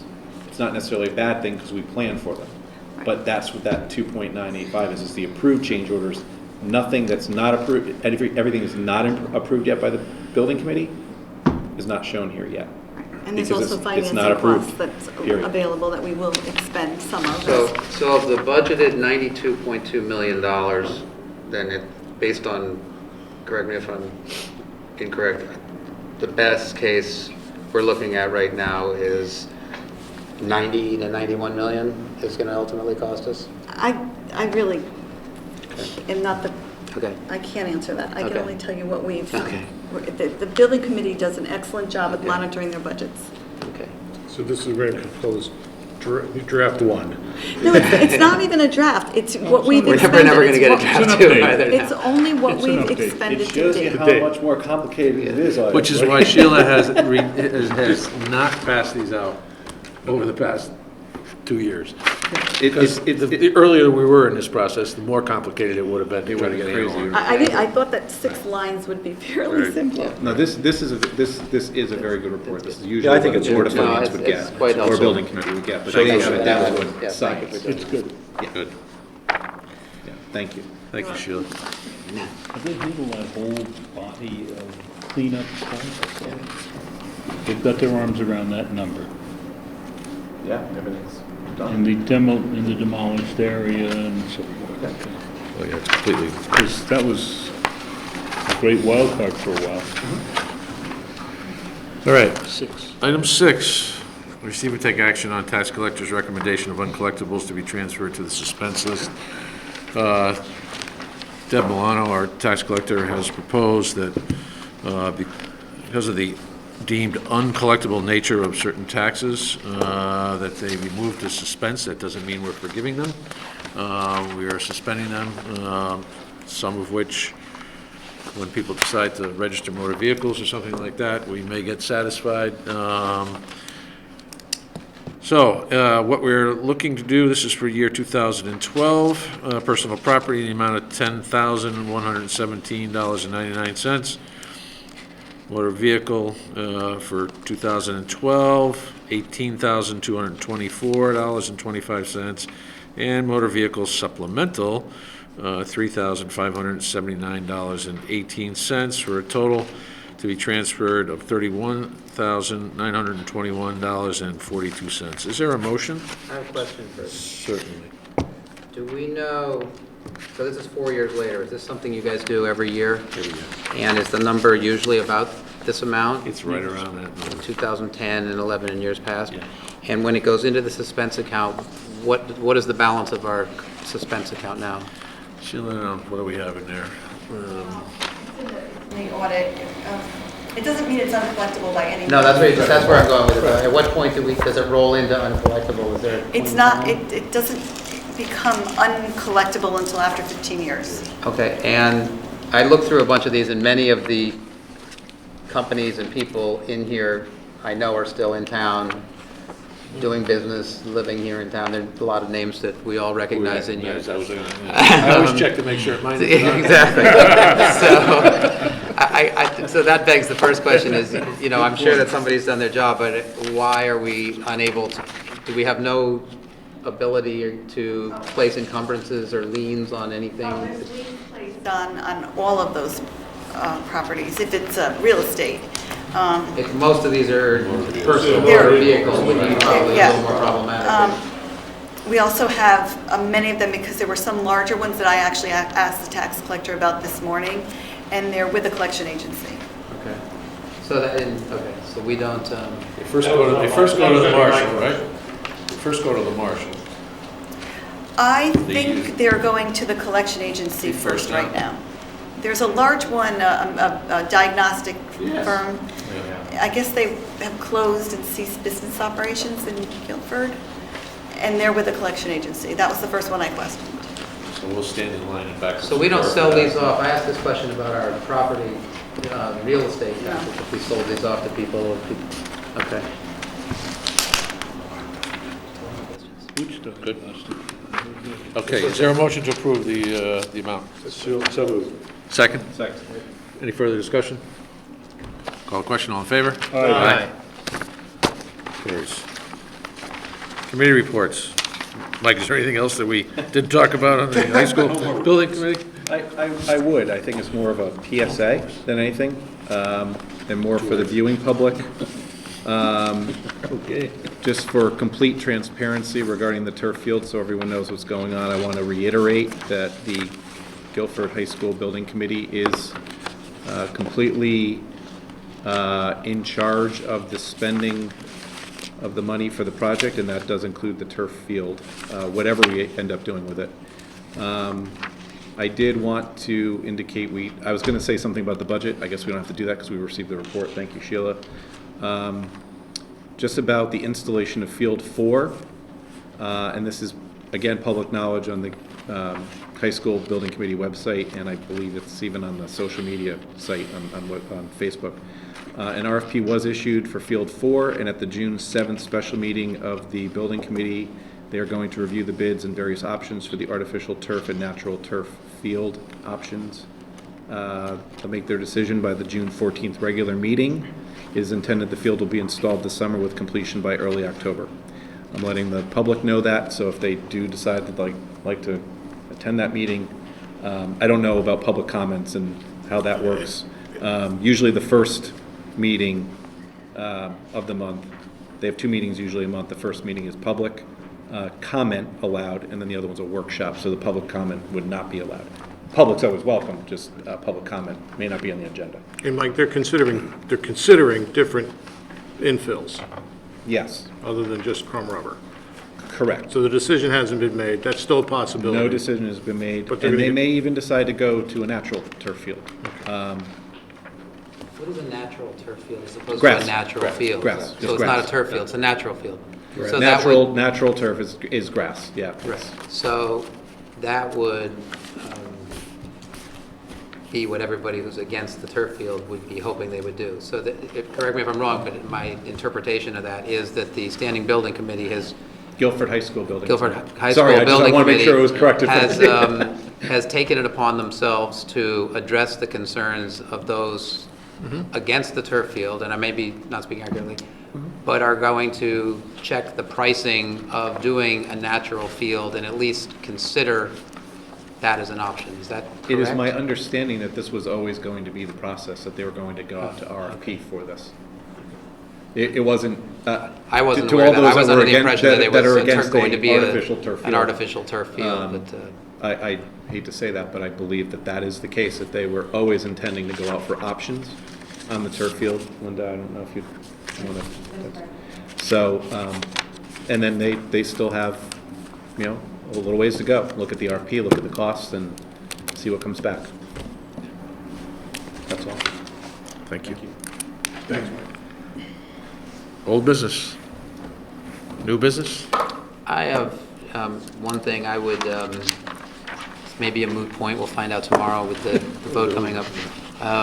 Ken made a comment at our last meeting that, some of my comments, this wasn't the time to discuss changes to the budget for next year and the timing of some of the suggestions I made. And my understanding is that once defeated at referendum, the budget becomes the domain of us.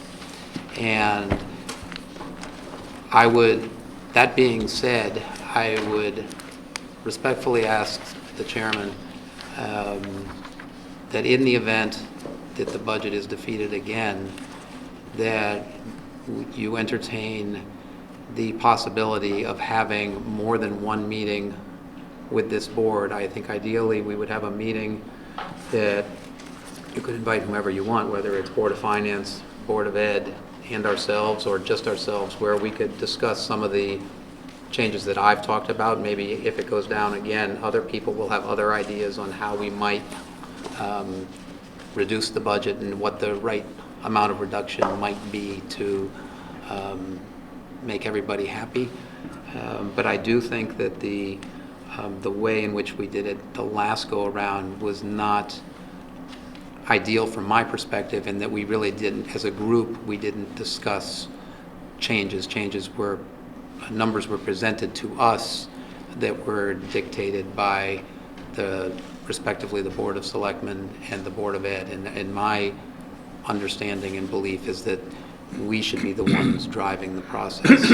And so I would ask that if it were to fail again, that you would consider having 2 meetings so that we could have one and talk about numbers, and then 2. So it wouldn't be as if I were blindsiding you, such as it, and I'm using that word, that's not the word that either any of you use, but just to make it more of a dialogue in the process. We'll certainly consider that, Ken. We'll give you that. Oh, One of the reasons we do it as quickly as we do is some of the charter requirements. You understand I all do those? understand. We've got- And you actually asked the question We've at got the meeting, notification what issues. happens if we don't have a budget in place by July 1st? So, and typically, that's the way we've always done this, to act relatively quickly. Is that always the best way to do it? Don't know. But certainly I would consider that. And then lastly, we get this handout every month, and we never talk about it, and I forget the reason why. It's the golf course.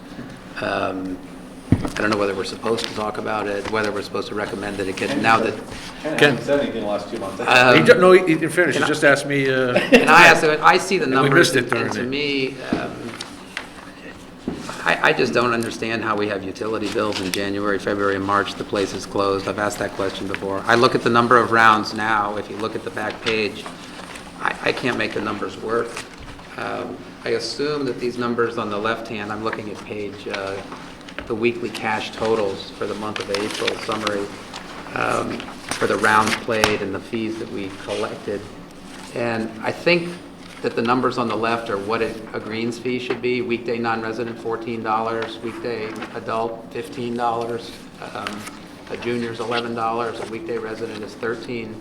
A weekday senior is $12. And then if I go over and some of the numbers actually work. So if you look in the first column, you see 3 rounds. Actually, that one doesn't work. Doesn't work. It's 39. It's 42, and if it were 14, that would like $14 a round. The next column has 4 rounds at 14. So those are all 14. But if you go and look, if you look down, for example, at league play, it says 13. I've got 16 rounds for 208, that works, but 63 rounds for 416, it makes no sense to me. And a lot of these numbers, they're totally inconsistent.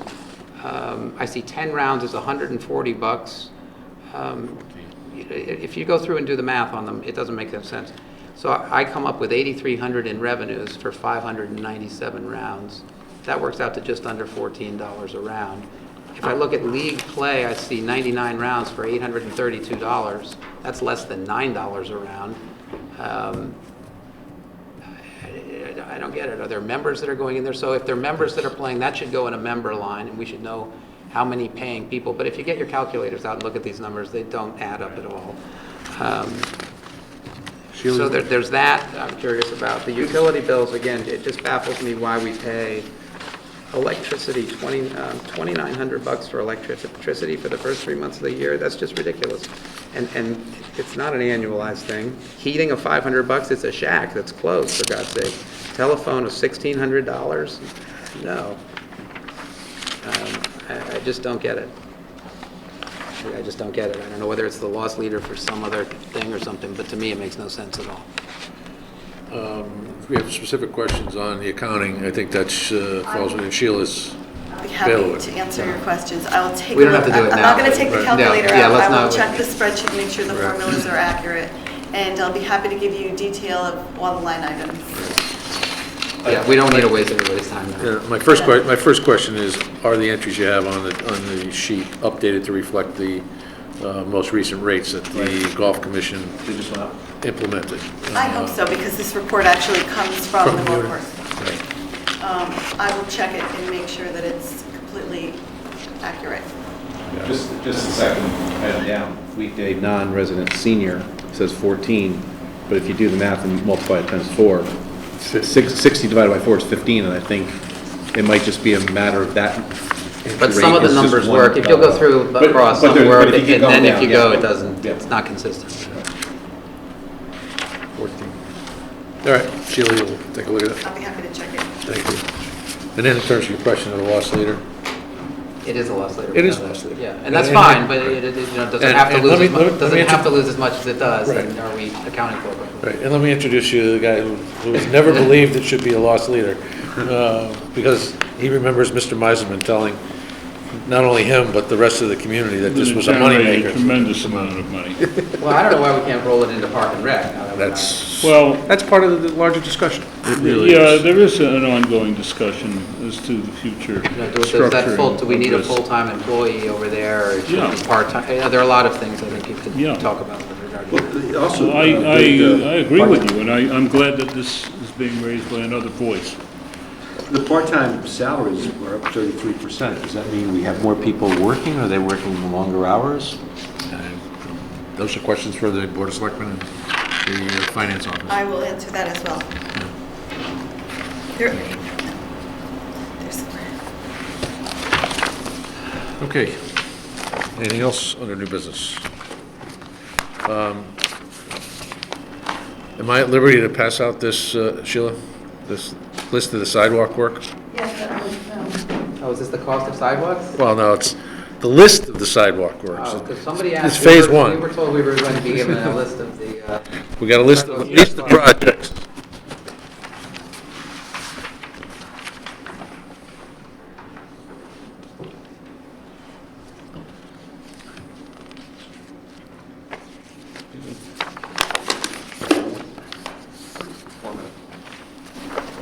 Four minutes on the well, Joe's not talking, so we can get it done before then, because it always goes off when he's talking, right? So, for your perusal. Anyone wishing to address the board in public forum? Hearing none, I'll entertain a motion to adjourn. So moved. Second, somebody, who's one of them. All in favor? Aye. Opposed, abstained, recusals? None, good. You have to